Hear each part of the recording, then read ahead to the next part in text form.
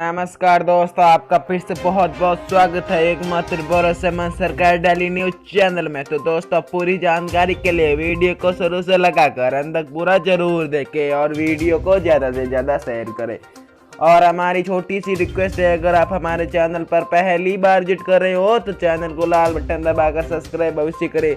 तो दोस्तों, इससे क्या होगा, जो भी नई नई आने वाली अपडेट ईपीएस पेंशन की तरफ से आपको मिलती रहेगी। अगर आपको ईपीएस के तहत आने वाली हर खबर, हर लेटेस्ट अपडेट चाहिए तो इस चैनल को सब्सक्राइब करें।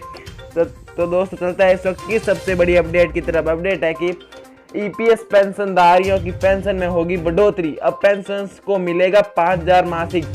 ईपीएस पेंशनर्स की पेंशन को लेकर सरकार ने आपातकालीन मीटिंग को बुलाया, जिसमें पेंशनर्स की इन मांग पर होगी चर्चा। तो दोस्तों, अपडेट है 30 जुलाई 2020 की, यानी कल की। ईपीएस 19.5 पेंशनरों की इन मांगों को पूरा करे।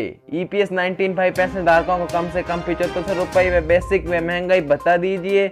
सभी ईपीएस 19.5 पेंशन कर्मचारी और उनके परिवार को फ्री मेडिकल सुविधा दी जाए तथा जिन सेवानिवृत्त कर्मचारी को इस स्कीम में शामिल नहीं किया गया उन योजनाओं का सदस्य बनाया जाए। 5,000 रुपये न्यूनतम पेंशन दी जाए। ईपीएफओ कर रहा है योजना पर काम। एक वरिष्ठ सरकारी अधिकारी ने बताया कि श्रम मंत्रालय ने ईपीएफओ के इस योजना के वित्तीय पहलुओं पर काम करने को कहा। उसने ईपीएफओ से यह भी पूछा कि अगर एम्प्लॉय पेंशन स्कीम ईपीएस 1995 के तहत न्यूनतम पेंशन को 2,000 रुपये से बढ़ाकर 5,000 रुपये पर मंथली किया जाता है तो ऐसे सब्सक्राइबर की संख्या कितनी होगी। 9,000 करोड़ का भुगतान करती है सरकार। ईपीएफ 19.5 स्कीम के तहत अभी 65 लाख पेंशनर्स हैं।